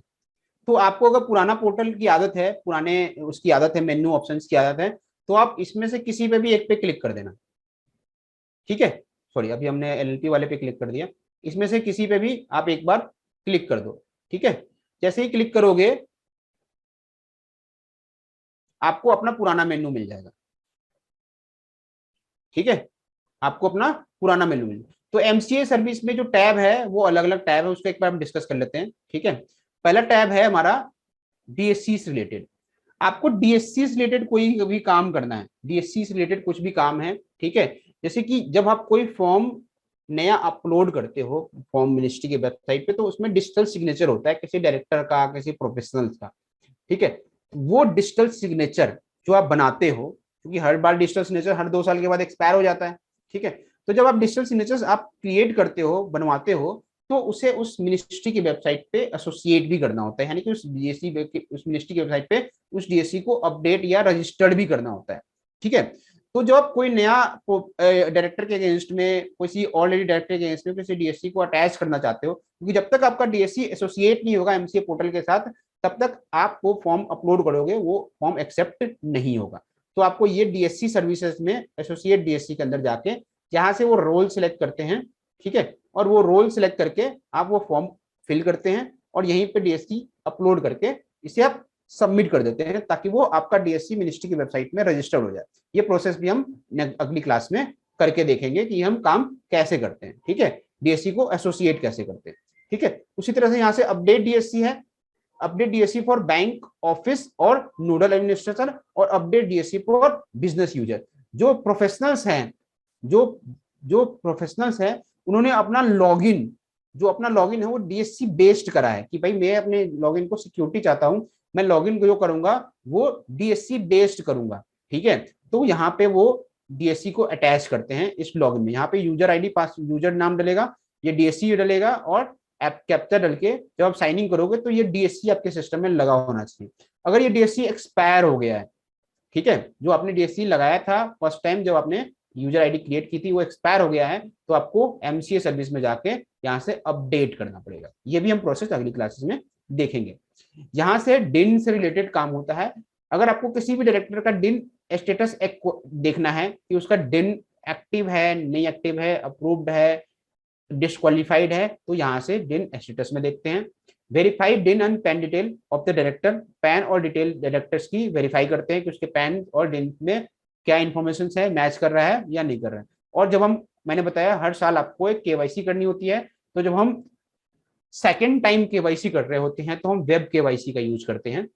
फर्स्ट टाइम जब केवाईसी होती है तो फॉर्म जाता है, सेकेंड टाइम केवाईसी में हम वेब केवाईसी का यूज करते हैं, तो उसके लिए हम ये ऑप्शन करते हैं।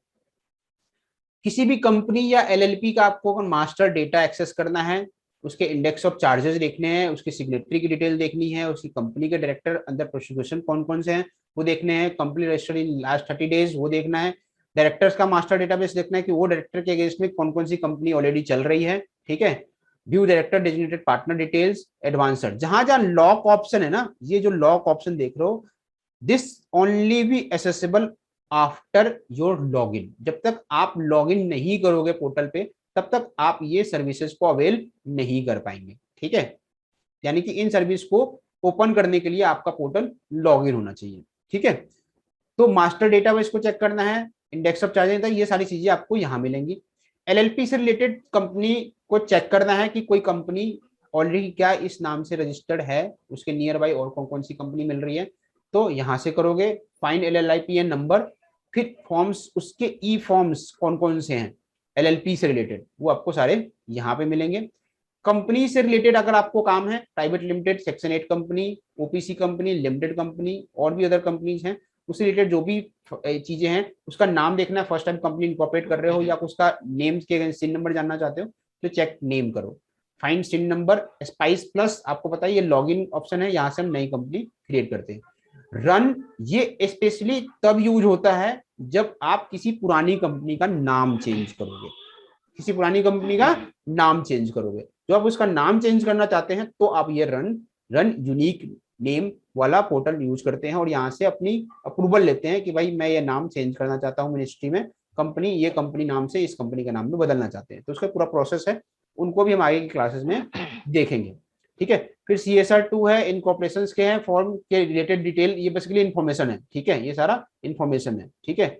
उसके बाद कंप्लेंट, किसी के अगेंस्ट आपको कोई कंप्लेंट डालनी है, मान लो कोई कंपनी के अगेंस्ट कोई कंप्लेंट डालना चाहते हो, ठीक है, तो यहाँ से कंप्लेंट रेज कर सकते हो, इन्वेस्टर एंड सीरियस कंप्लेंट, ठीक है। लेकिन अगर आपने कोई मिनिस्ट्री में काम कर रहे हो और सपोज करो आपको कुछ चीजें रिक्वायर्ड है, आपने कोई फॉर्म प्रोसेस किया, मिनिस्ट्री उसको प्रोसेस नहीं कर रही है, कुछ एरर आ रहा है, ठीक है, तो अगर आप अपनी कंप्लेंट रेज करना चाहते हो फॉर्म से रिलेटेड, इससे रिलेटेड फॉर्म से रिलेटेड, तो यहाँ से आप क्रिएट सर्विस रिलेटेड कंप्लेंट पे काम कर सकते हो, ठीक है। ये भी बड़ा इंपॉर्टेंट होता है, कभी हम पेमेंट कर देते हैं, पेमेंट फंस जाती है, हमें पेमेंट बताना होता है कि हमने पेमेंट कर रखी है, सारे अभी पेंडिंग ही शो कर रहा है पिछले 5 दिनों से, तो उसका पूरा हमें कंप्लेंट क्रिएट करनी होती है ताकि हमारा वो प्रॉब्लम रिजॉल्व कर पाए मिनिस्ट्री, ठीक है। क्योंकि सारा ई प्रोसेस है तो यहाँ से हम सर्विस क्रिएट करते हैं सर्विस से रिलेटेड, और यहाँ से हम किसी कंपनी के अगेंस्ट कंप्लेन कर सकते हैं, ठीक है।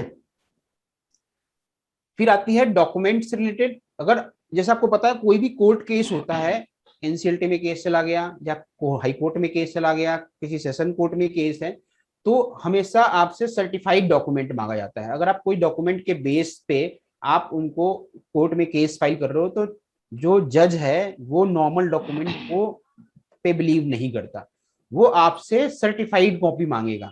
सर्टिफाइड कॉपी मतलब आप जो डॉक्यूमेंट ऑलरेडी फाइल कर चुके हो मिनिस्ट्री में, मिनिस्ट्री उसको सर्टिफाई करेगी कि भैया ये डॉक्यूमेंट बिल्कुल वैलिड है और ये यहीं से मिले, सर्टिफाई करती है, ठीक है। तो अगर आपको सर्टिफाई कॉपी चाहिए तो आप ये वाला पोर्टल यूज करते हो। व्यू पब्लिक डॉक्यूमेंट मैंने बनाया, किसी भी कंपनी का कोई भी इनकॉर्पोरेशन से लेके उसकी जो भी फाइलिंग्स है उससे रिलेटेड अगर डॉक्यूमेंट जानना चाहते हो, ठीक है, वो सारे के सारे व्यू पब्लिक डॉक्यूमेंट पे, रिक्वेस्ट फॉर स्कैन डॉक्यूमेंट, ठीक है। फी से रिलेटेड सारा काम यहाँ से किसी की इंक्वायरी कर सकते हो फीस को, कि वही उसकी, जैसे नई कंपनी इनकॉर्पोरेट कर रहे हो तो उसकी क्या फीस होगी, क्योंकि स्टेट वाइज है, अलग अलग स्टेट वाइज है, कैपिटल वाइज है, ठीक है। कोई फॉर्म अगर मान लो कंपनी कन्वर्ट कर रहे हो तो उस कन्वर्जन में मिनिस्ट्री कितनी फीस लेगी आपसे, ठीक है। तो फीस से रिलेटेड सारा इंक्वायरी यहाँ से होता है। पे लेटर दिखाएंगे थोड़ा, देखो ये है इंक्वायरी, मैं सारा भी दिखाऊंगा, अभी अभी अलाउड नहीं है, अभी मिनिस्ट्री कुछ काम कर रही है इसके ऊपर, रुक जाओ। एमसीए सर्विसेज इंक्वायरी फीस, देखो ये आ गया, ठीक है।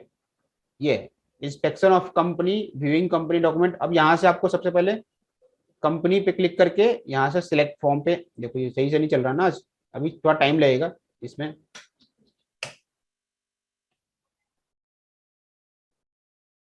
रजिस्टर करके देख सकते हैं ये वाला। क्या कह रहे हो? ये बिना मतलब रजिस्टर किए भी लॉगिन देख सकते हो, ये इसके लिए नहीं, लॉगिन के ये लिए नहीं, ये नहीं सर, दूसरे वाला जो दूसरा जो लॉक किया हुआ है,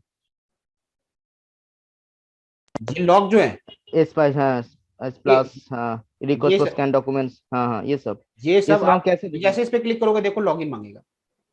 तो लॉगिन हम लोग खुद कर सकते हैं ना, प्राइवेट लिमिट हाँ कंपनी हाँ इन्फॉर्मेशन बनाएंगे, करेंगे बिल्कुल बिल्कुल, मैं आपको आपको नेक्स्ट क्लासेस में यही सब समझाने वाला हूँ, रजिस्टर कैसे करोगे, ठीक है, लॉगिन यूजर आईडी पासवर्ड कैसे क्रिएट करोगे, ठीक है, ओके सर। क्लियर है। तो ओके। अभी हम बेसिकली अंडरस्टैंडिंग कर रहे हैं, ठीक है। फिर पे लेटर है, यहाँ से हम पे लेटर के चलान पे करते हैं। मैंने बताया था ना अभी कि जब हम फॉर्म को अपलोड करते हैं तो दो ऑप्शन आता है, एक ऑप्शन ये आता है कि हम पेमेंट अभी कर दें, ठीक है, दूसरा ऑप्शन आता है कि हम चलान जनरेट करते हैं पे लेटर का, कोई दिक्कत नहीं जी, मैं 2-3 दिन में इसकी पेमेंट कर दूंगा, फॉर्म को एक्सेप्ट, फॉर्म को अपने पास ले लो, जब मैं पेमेंट करूंगा तभी प्रोसेस करना, ठीक है। तो यहाँ से हम पे लेटर वाला ऑप्शन चूज करते हैं, और यहाँ पे जब पे लेटर के ऑप्शन पे क्लिक करेंगे, मैं लॉग इन कर ही लेता हूँ ताकि आपको थोड़ा थोड़ा समझ में आ जाए।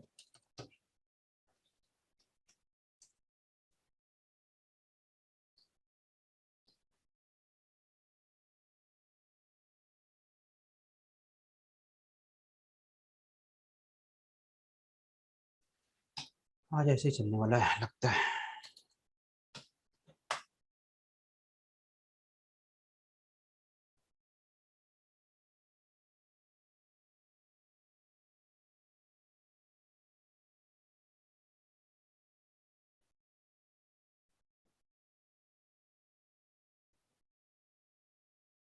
देखो जैसे ही आप लॉगिन कर लोगे, देखो मेरे पास आ रहा है ना साइन आउट का ऑप्शन है, यहाँ पे साइन आउट आ रहा है, ठीक है। तो जब आप लॉगिन कर लोगे, तो जब आपने पे लेटर का चलान जनरेट किया है, तो जब पे लेटर का चलान जनरेट होता है तो साथ साथ में एसआरएन भी जनरेट होती है उसकी। तो पे लेटर पे जब क्लिक करोगे तो यहाँ पे एसआरएन पूछेगा, और एसआरएन करके आप यहाँ से सबमिट कर सकते हो। ये सारा प्रोसेस हम आगे देखेंगे क्लासेस में, ठीक है, एक एक करके सारा। फिर लिंक्ड एनएफटी पेमेंट है, किसी ने पूछा था क्या हम ऑफलाइन पेमेंट कर सकते हैं? हाँ जी, फॉर्म्स को ऑफलाइन पेमेंट भी कर सकते हैं। तो ऑफलाइन पेमेंट का एक पूरा प्रोसेस है, उसको हमें एनएफटी के साथ, national fund electronic funds transfer के साथ हमें उसका जो यूटीआर नंबर मिलता है पेमेंट करने के बाद, उसके साथ हम लिंक करते हैं, ठीक है।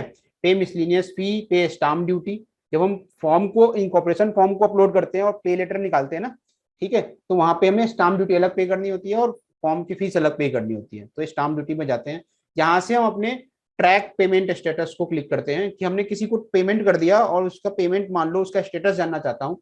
कभी कभी होता है पेमेंट हमने बैंक से कर दिया बट मिनिस्ट्री की वेबसाइट पे पहुंचते पहुंचते वेबसाइट फेल हो गई, ठीक है। तो अपने पेमेंट का स्टेटस ट्रैक करके उसको फेच कर सकते हैं पूरे डेटा, और वहां से फॉर्म को, जो फॉर्म पेमेंट किया हमने, उसको हम मिनिस्ट्री तक पहुंचा सकते हैं। तो ये ट्रैक पेमेंट स्टेटस है। Generate SRN for offline payment, ठीक है, ये भी यूज होता है जब हम ऑफलाइन पेमेंट्स के लिए काम करते हैं, ठीक है। पहले ही बताते हैं कि कौन सा फॉर्म अपलोड करने वाले हैं और उसकी पेमेंट कर देते हैं, ठीक है, ताकि हम लिंक आराम से कर सकें, ठीक है। फिर इन्वेस्टर सर्विसेज है, फिर ये है डेटा बैंक है, इंडिविजुअल रजिस्ट्रेशन, कॉर्पोरेट रजिस्ट्रेशन का डेटा बैंक है। यहाँ से हम ट्रैक करते हैं अपने एसआरएन का स्टेटस, ठीक है। एसआरएन स्टेटस पे जाओगे, यहाँ पे डेट रेंज, अब ये जो डेट रेंज होती है वो मैक्सिमम 7 डेज की होती है, कोई भी 7 डेज आप चूज कर लो। जैसे मैंने बोला कि 10 तारीख से लेके 15 तारीख के बीच में मैंने मिनिस्ट्री के वेबसाइट पे क्या कोई फॉर्म अपलोड किया है, तो मैंने सबमिट किया, तो मेरे ये फॉर्म आया, देखो ये फॉर्म आ रहा है इस एसआरएन के अगेंस्ट में, ये स्टेटस क्या है इसका, पेड है, और ट्रांजेक्शन स्टेटस क्या है, अप्रूव्ड है। तो अगर आपके पास आपने कोई पेमेंट अपलोड की है, फॉर्म अपलोड किया है और वो पेड नहीं हुआ है, तो यहाँ से आप इसे कैंसिल भी कर सकते हो, ठीक है। तो ये पेड पे क्लिक करोगे तो ये चालान मिल जाएगा कि आपने किस फॉर्म को अपलोड किया था। तो मैंने फॉर्म एओसी 4 को अपलोड किया था, ठीक है, फॉर्म एओसी 4 को अपलोड किया था, और इस पे कंपनी का नाम भी मेंशन होता है कि कौन से कंपनी के लिए किया था, ठीक है। ये इसका स्टेटस, बस स्टेटस बताएगा कि ये फॉर्म आपका कंप्लायंस रिलेटेड फाइलिंग है, कंपनी का नाम बताएगा, और उसकी डेट ऑफ फाइलिंग, सर्टिफिकेट, चूंकि इस केस में कोई सर्टिफिकेट नहीं मिलता तो आपको बताएगा सर्टिफिकेट नॉट अवेलेबल। जिस केस में सर्टिफिकेट हो, जैसे कंपनी इनकॉर्पोरेशन केस में सर्टिफिकेट मिलता है, नेम चेंज के केस में सर्टिफिकेट मिलता है, तो उस केस में आपको यहाँ पे सर्टिफिकेट भी यहाँ से डाउनलोड करते हो। तो ये सारा का सारा एमसीए की ये एक एक करके सर्विसेज है जिसको हम बहुत यूज करते हैं अपने डे टू डे वर्क में। तो आगे की 2-3-4 क्लासेस हम और लेंगे, कम से कम 2 से 3 क्लासेस होगी हमारी सिर्फ अभी एमसीए पोर्टल के, जो पोर्टल का जो सर्विसेज पार्ट है उसके ऊपर, क्योंकि सर्विसेज पार्ट बड़ा इंपॉर्टेंट है, ठीक है। जब हम काम करोगे तो आपको दिक्कत आएंगी, तो उस दिक्कत को तो दूर करेगा कि आपको ये चीजें हो गई तो इसका सोल्यूशन क्या है, ठीक है। बाकी और भी सारी चीजें हैं जिसको आप टाइम टू टाइम देखते रहते हो और टाइम टाइम आपकी उसकी रिक्वायरमेंट होती रहती है। ठीक है, तो जो नेक्स्ट क्लास होगी हमारी एमसीए सर्विस, हम यहाँ से स्टार्ट करेंगे बिल्कुल डीएससी से, और लास्ट तक हम जब ये कंप्लीट कर लेंगे फिर हम इनकॉर्पोरेशन के थ्रू की तरफ बढ़ेंगे। ठीक है, अब कोई डाउट पूछो, डाउट है किसी को कुछ? सर मुझे एक डाउट है। बताओ सोहेल। हाँ सर, आपने कहा था ना प्रैक्टिसिंग प्रोफेशनल, तो हाँ सर जी। इसके अंदर आप ये कहना चाहते हो कि सर कोई एडवोकेट है जो इस फील्ड के अंदर वर्क कर रहा है, या फिर मतलब वो एडवोकेसी कर रहा है, या फिर मतलब कोई भी प्रोफेशनल? देखो, मैं जब हम एलएलबी का एग्जाम देते हैं तो हम हमने हमारा क्वालिफिकेशन एलएलबी हो जाता है सिंपल। ठीक है, लेकिन जब हम एलएलबी पास कर लेते हैं तो हम अपने आप को किसी बार काउंसिल में रजिस्टर करते हैं। ठीक है, दो तरह के प्रोफेशनल, जैसे मैं हूँ चार्टर्ड, मैं कॉस्ट अकाउंटेंट हूँ, मैं कॉस्ट अकाउंटेंट बन के किसी कंपनी में काम कर रहा हूँ, तो मैं एक प्रैक्टिसिंग प्रोफेशनल नहीं हूँ। ठीक है, उसी तरह से जब एलएलबी पर्सन, किसी ने एलएलबी का एग्जाम पास कर लिया और जाके कंपनी में काम कर रहा है तो वो एक प्रैक्टिसिंग प्रोफेशनल नहीं। जब वो किसी कोर्ट में, लोकल कोर्ट में या बार काउंसिल में अपने आप को रजिस्टर करता है, ठीक है, एज ए प्रैक्टिसिंग प्रोफेशनल, तभी वो एडवोकेट कहलाता है। ठीक है, जब हम किसी बार काउंसिल में रजिस्टर करते हैं अपने आप को तो हमें एक इशू होता है सर्टिफिकेट ऑफ प्रैक्टिस। तो जब आप सर्टिफिकेट ऑफ प्रैक्टिस आपके पास है, यानी कि आपने किसी ना किसी बार काउंसिल में अपने आप को as a practising professional register कराया हुआ है, तब आप मिनिस्ट्री में कंपनी इनकॉर्पोरेशन के लिए एलिजिबल हो जाते हो, आप मिनिस्ट्री में कंपनी को इनकॉर्पोरेट कर सकते हो। क्लियर है? Okay sir, I got it. Sir MBA hello. Professionals के लिए कुछ नहीं है सर इसके अंदर?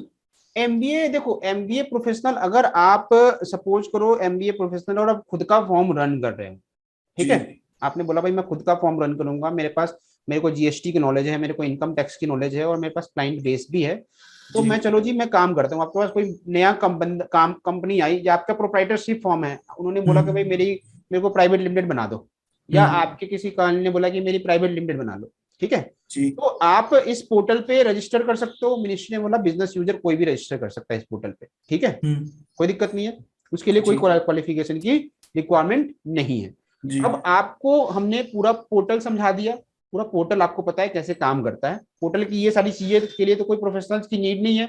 ठीक है, जी अब आप कंपनी इनकॉर्पोरेशन पे आए, आपने स्पाइस प्लस को फॉर्म को ओपन किया, जी न्यू फॉर्म को मेरे बताए गए स्टेप्स के थ्रू, हमारे बताए गए स्टेप्स के थ्रू आपने पूरा जी फॉर्म अपलोड कर दिया, फॉर्म प्रिपेयर कर लिया। ठीक है, आपने न्यू एप्लीकेशन पे गए और यहाँ से पूरा फॉर्म फिल किया, फिल करने के बाद अब एक बात आएगी प्रोफेशनल सर्टिफिकेशन की। जी ठीक है, तो आपके या तो आपके टाउन में या आपके नियर बाई पर्सन में, जी या आप हमसे किसी से भी बोल सकते हो कि सर ये मेरा फॉर्म सर्टिफाई कर दो। ठीक है, इनकॉर्पोरेशन का फॉर्म सर्टिफाई कर दो, तो आपसे वो फीस सिर्फ सर्टिफिकेशन की लेगा, वो पूरा फॉर्म प्रोसेस करने के लिए नहीं लेगा। एक तो आप उसको क्लाइंट नहीं दे रहे, पहली चीज, जी ठीक है, दूसरी चीज आपने उससे बोला कि सर मुझे फॉर्म ये सर्टिफाई कर दो, तो आपसे क्या कहेगा, ठीक है जी मैं आपसे 2,000 या 3,000 रुपए आपसे सर्टिफाई की सर्टिफिकेशन के ले लूंगा। तो आपने उसको 2-3 हजार रुपए दिए, उसने फॉर्म को एक बार चेक भी कर लिया और चेक करके अपनी सिग्नेचर लगा दी। जी ठीक है, कौन सी सिग्नेचर लगा दी? डिजिटल सिग्नेचर, ठीक और फॉर्म जी आपको वापस भेज दिया। उस फॉर्म को आपने मिनिस्ट्री की वेबसाइट पे अपलोड किया और आपका फॉर्म बन गई। अब एक बार कंपनी बन जाती है ना, तो उस केस में उसके बाद जो फाइलिंग होती है वो कोई भी प्रोफेशनल कोई भी बंदा कर सकता है, उसमें डायरेक्टर की सिग्नेचर के साथ होती है। जब तक कि कंपनी एक लार्ज कंपनी नहीं है, जब तक कंपनी का टर्नओवर 50 करोड़ से ऊपर नहीं होता, बहुत ऐसे फॉर्म्स होते हैं जिसमें प्रोफेशनल्स की सिग्नेचर की सर्टिफिकेशन की रिक्वायरमेंट नहीं होती है। तो जहां पे प्रोफेशनल सर्टिफिकेशन की रिक्वायरमेंट है, आप अपने किसी भी नॉन प्रोफेशनल से जो एलिजिबल है, चाहे वो सीएस है, चाहे वो सीए है, चाहे सीएम है, उनसे सर्टिफाई करा सकते हैं उस फॉर्म को। काम आप खुद करो, सर्टिफाई किसी और से कराओ। एडवोकेट कर सकते हैं सर? मैंने बताया ना, कंपनी इनकॉर्पोरेट में तो एडवोकेट एलिजिबल है ही है। ठीक है, जब अच्छा। कंपनी, जैसे मान लो कंपनी का एओसी 4 फाइल करना है, ठीक है, तो एओसी 4 में कंपनी नई कंपनी है, अगर टर्नओवर 50 करोड़ से नीचे है तो डायरेक्टर के सिग्नेचर से फाइल हो जाता है, एडवोकेट को अपनी सिग्नेचर या सीए को सिग्नेचर लगाने की जरूरत नहीं होती है। नहीं नहीं, न्यू फॉर्मेशन के लिए। न्यू फॉर्मेशन के लिए एडवोकेट कर सकता है, बिल्कुल कर सकता है।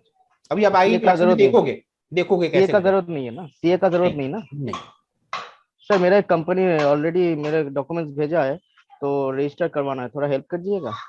अभी हम करेंगे ना, अच्छा अभी हम क्लासेस अगले वीक हम नई कंपनी इनकॉर्पोरेशन पे ही काम करेंगे, ठीक है, अच्छा how to incorporate a new private limited company, ठीक है। तो अब स्टेप अच्छा बाय स्टेप करते चले जाना। ठीक है ठीक। हाँ जी, और किसी को कोई क्वेरी?